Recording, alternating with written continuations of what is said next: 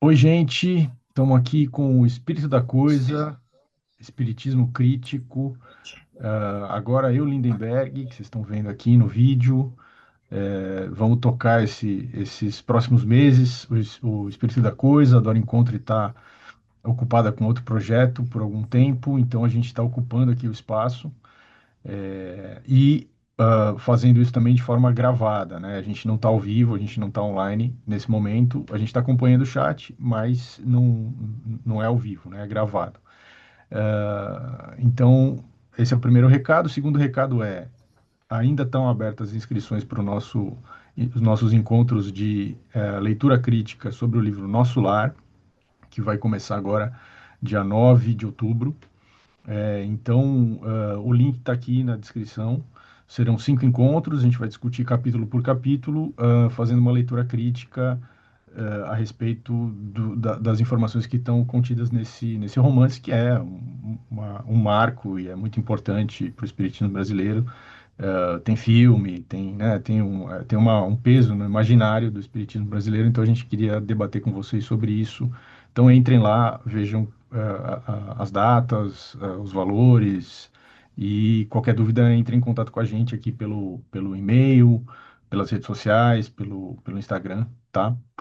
E hoje a gente está com um entrevistado, que vocês já estão vendo aí no vídeo, que é o Ricardo Nunes, da Cepa Brasil, que já participou de eventos nossos, presenciais, e que é uma pessoa que a gente tem um diálogo constante, porque esse pessoal do espiritismo progressista conversa, né, nos bastidores, né, tem os segredos do espiritismo progressista, debates em off que não vêm à tona, mas tem um diálogo fecundo aí que é muito interessante. Então, Ricardo, muito bem-vindo. Aqui é o Espírito da Coisa.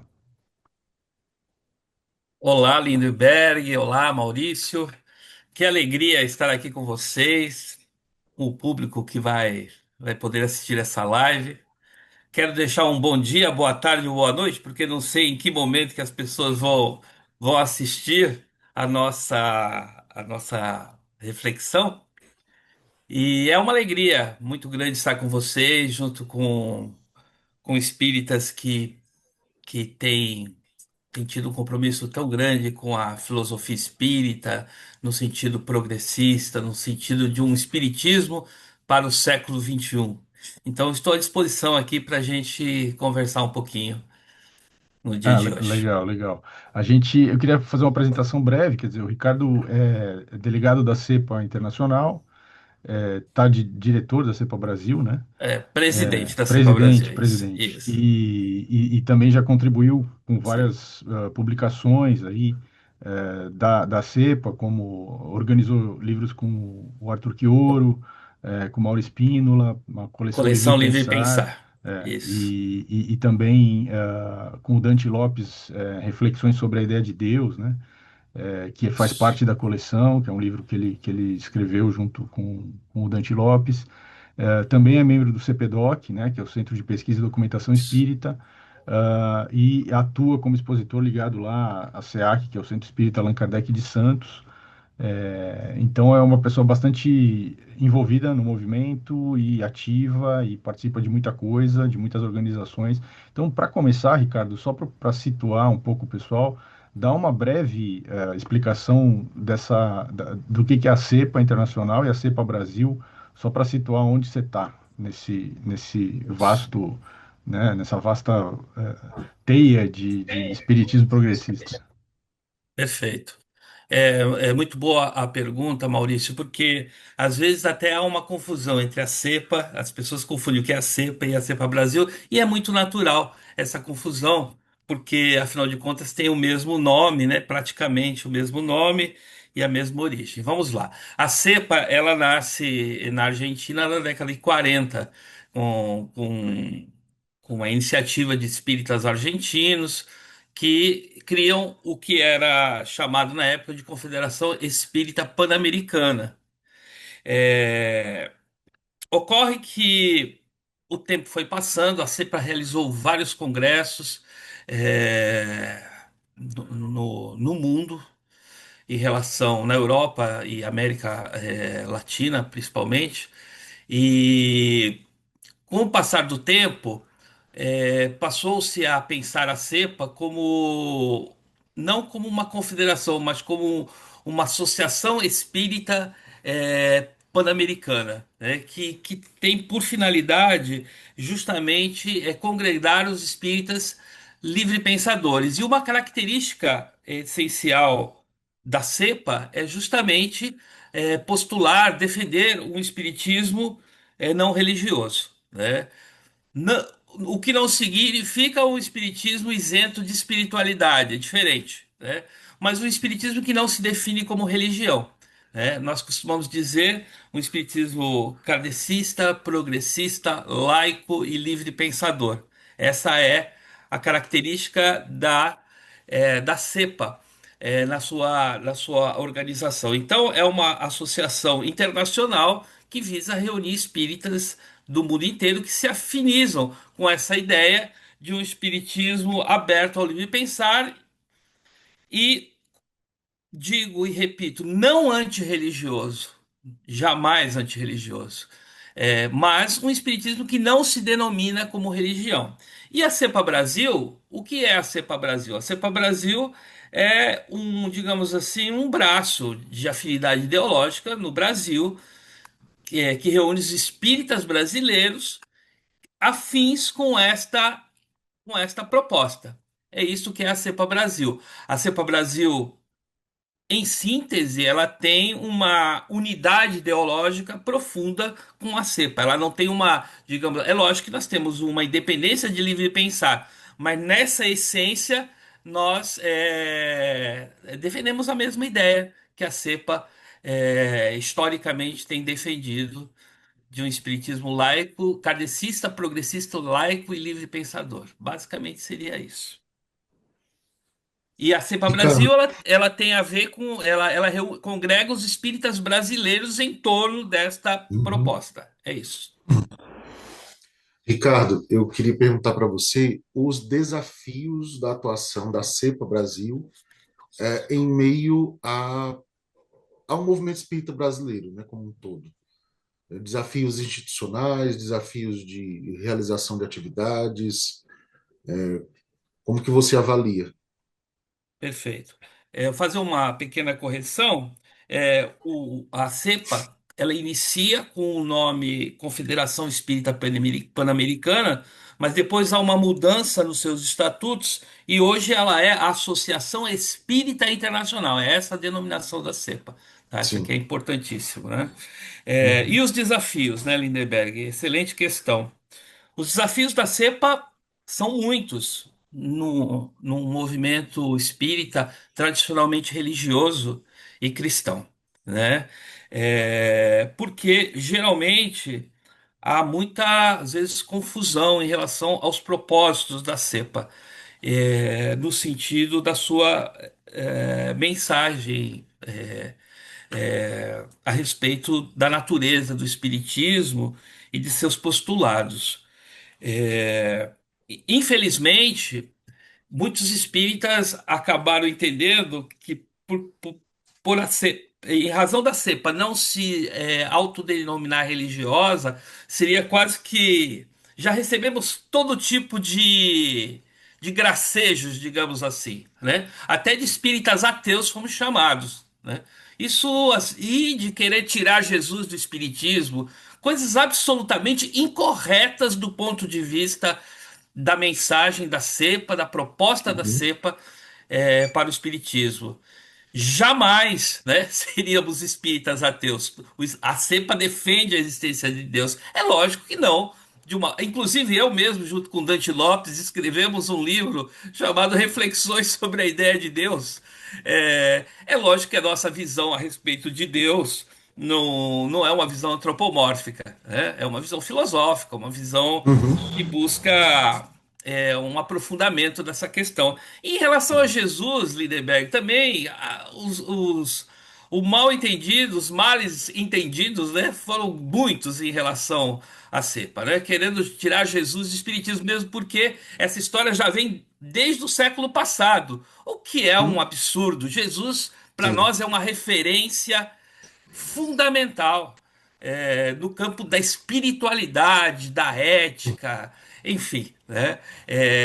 Apenas não deificamos Jesus, não tornamos, não Uhum, idolatramos Jesus, entendemos que uhum, Jesus tem a sua mensagem voltada principalmente para o mundo ocidental, que existem outros uhum, mestres religiosos no Oriente, em outras regiões do mundo, né? E que nós não precisamos absolutizar Jesus, como muitas vezes os espíritas o fazem, né?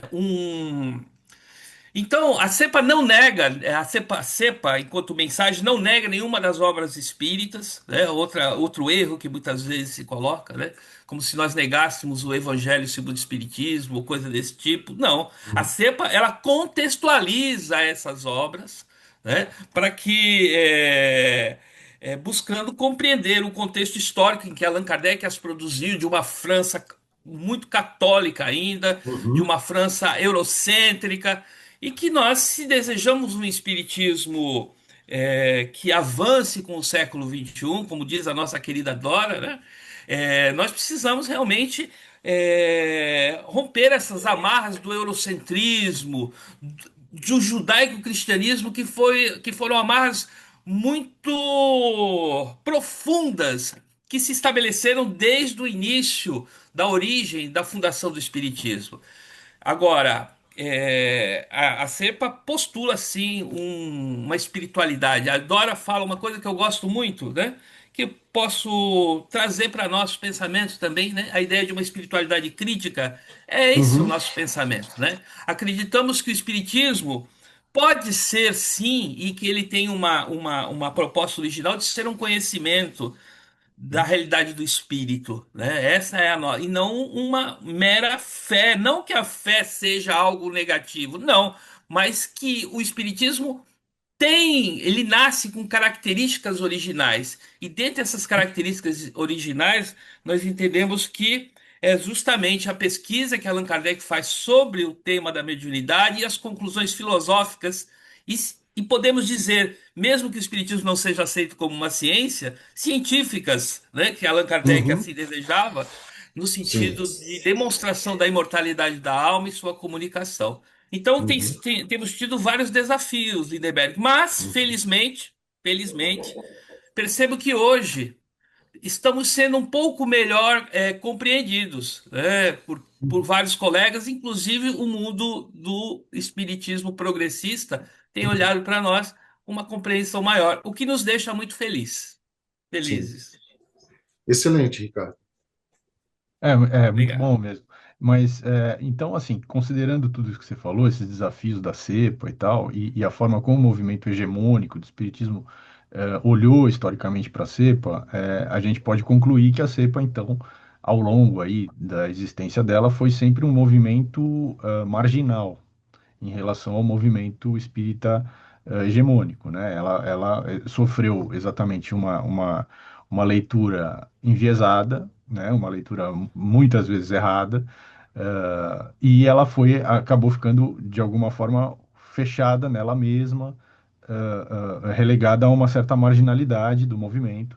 Mas, com a questão do bolsonarismo, que a gente já conversou várias vezes aqui, com outras pessoas, inclusive, veio à tona uma insatisfação maior, né, em relação ao movimento espírita hegemônico. Grupos foram criados, a internet possibilitou também muita articulação desses grupos e das pessoas, né, e então criou-se aí um movimento de vários núcleos que foram nascendo pensando um espiritismo crítico, né? Um espiritismo crítico do movimento hegemônico. E aí, nesse momento, então, apareceu a possibilidade da CEPA se abrir para um diálogo maior com esses grupos que estavam nascendo, né? E essa possibilidade, então, agora, hoje, a gente está vendo o nascimento aí do movimento do espiritismo progressista, né, que é o MEP, que é a junção mesmo de forma oficial, de forma organizada, desses vários núcleos que foram surgindo junto com a CEP e outros núcleos mais antigos, como a BPE e tal, que já estavam fazendo esse movimento, para criar então um novo movimento mais amplo de um espiritismo progressista. Mas, obviamente, esse movimento também tem seus desafios, né? Assim como a CEPA teve seus desafios em relação ao espiritismo hegemônico, agora nós todos temos, como grupos diversos, desafios em articular uma movimentação desse espiritismo progressista de forma mais coesa. Como que você lê isso? Como que você vê isso que está acontecendo, que está nascendo aí nos últimos anos e mais fortemente agora nos últimos meses com o lançamento do MAP nas redes sociais e fazendo uma articulação mais concreta? Boa questão, Maurício. Vamos lá. Fazer uma contextualização sobre essa questão da marginalização da cepa no movimento espírita brasileiro. De fato, é verdade isso. A cepa, ela, na verdade, ela sempre quis dialogar com todo o movimento espírita desde sempre. Mas nem sempre todo o movimento espírita quis dialogar com a cepa. Nós temos exemplos históricos, por exemplo, de um congresso que nós fizemos no Rio Grande do Sul, cujo tema era em forma de pergunta: deve o espiritismo atualizar-se? E nessa ocasião fizemos uma carta aberta a todo o movimento espírita, inclusive instituições espíritas importantes que se negaram a participar desse movimento, né? Com a alegação de que não caberia aos encarnados atualizar o espiritismo, né? Então, é, problemas que sempre tivemos, né? Em relação a essa questão do MEP, eu gostaria de fazer algumas considerações prévias antes de falar da dinâmica do MEP propriamente dita, tá? É, e buscando uma reflexão justamente nessa chave que você traz, que é o surgimento do bolsonarismo no Brasil e da ascensão da extrema-direita.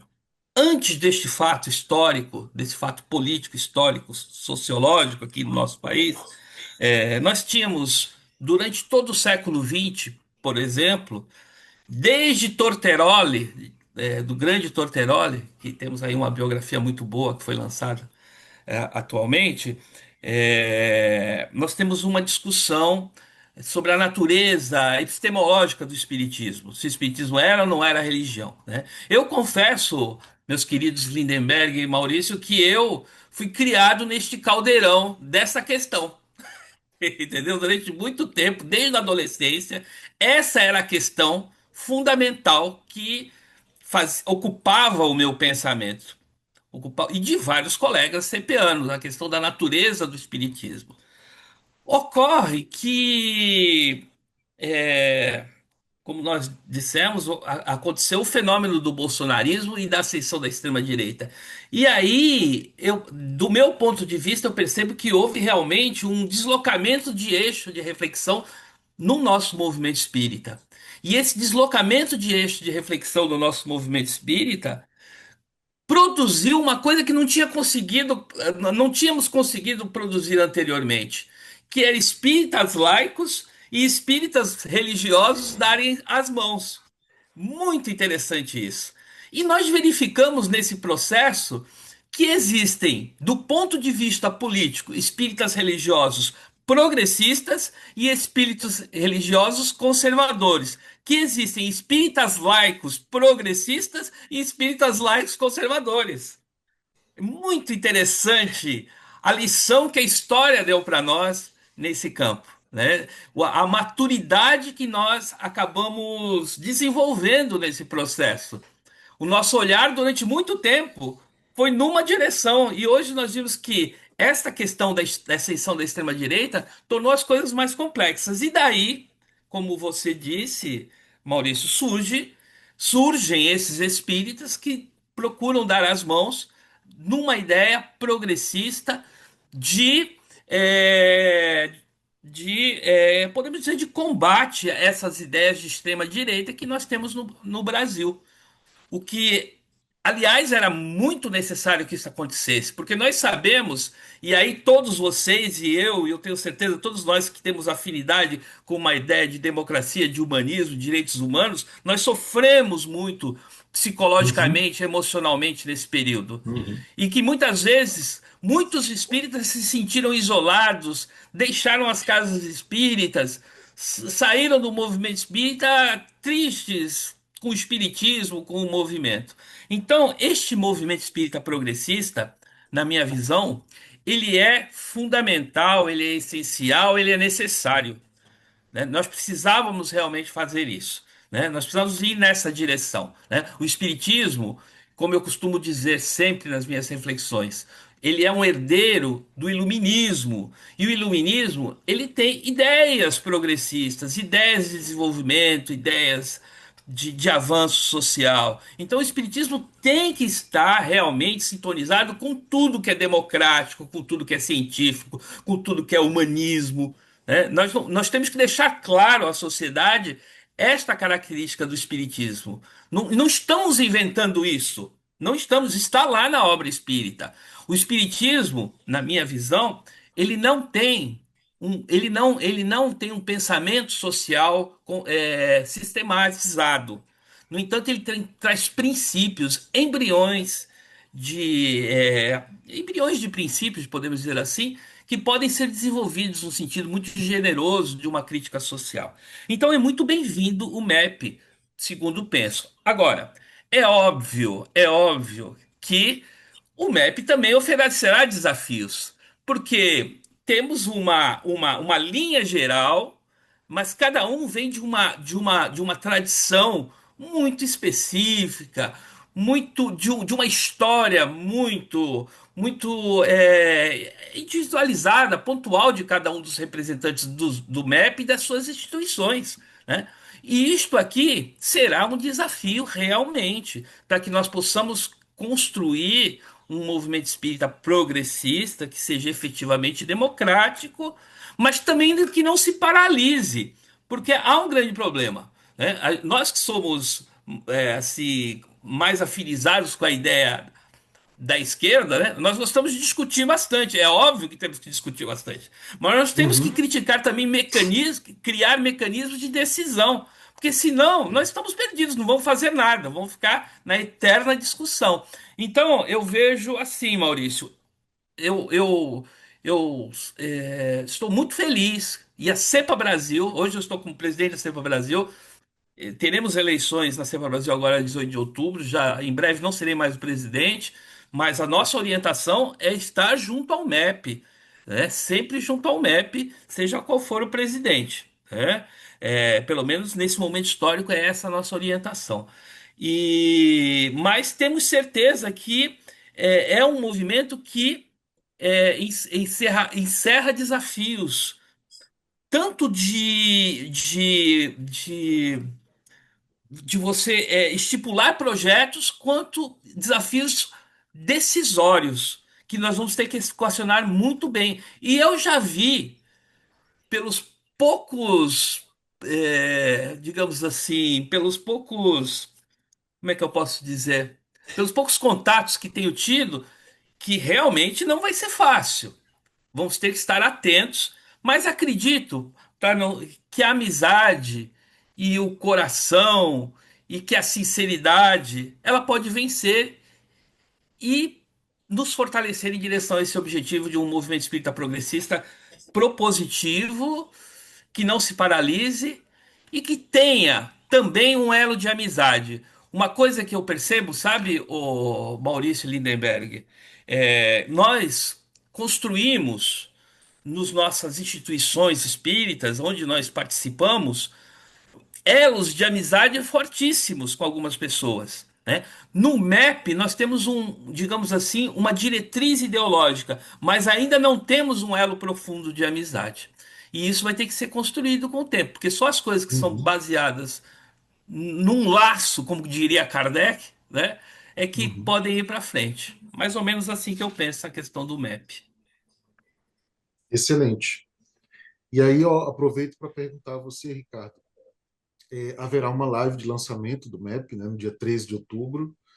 E que ações já estão sendo pensadas ou já estão engatilhadas para seguir, né? Depois da live, o que é que o MEP propõe, né, de algumas ações? Veja, em relação ao MEP, foi construído. Eu tenho dois momentos meus de participação no MEP. distintos. Eu estive mais próximo das reuniões do MEP por ocasião da carta de fundação. Nós criamos uma carta de princípios muito boa, criamos uma comissão executiva também bastante interessante. De lá para cá, por motivos particulares, não tenho podido estar nas reuniões do MEP. Mas, e neste lançamento, também estarei com a minha filha em Curitiba, porque ela vai fazer o vestibular para a Universidade do Paraná. Não poderia Uhum. participar, mas teremos um representante da CEPA Brasil lá. Eu creio, Lindenberg, que esta live por tudo que eu vi até agora, esta live de lançamento do MEP é a live inaugural é, para mostrar ao mundo, existe um movimento espírita progressista, né? É uma live que tem por finalidade, inicialmente, como se fosse uma certidão de nascimento. É isso, tá? Uhum. Agora, a certidão de nascimento mesmo é a carta de princípios.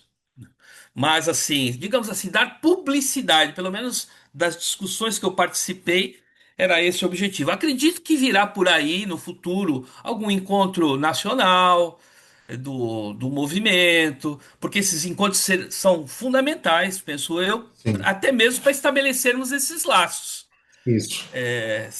Virtualmente é muito bom até a página 2, mas laços mesmo a gente vai estabelecer presencialmente. Então eu acredito Uhum. que virá por aí muita coisa boa ainda, mas Uhum. em relação a essa live de lançamento, é a publicidade do movimento frente ao movimento espírita nacional e em geral. É isso.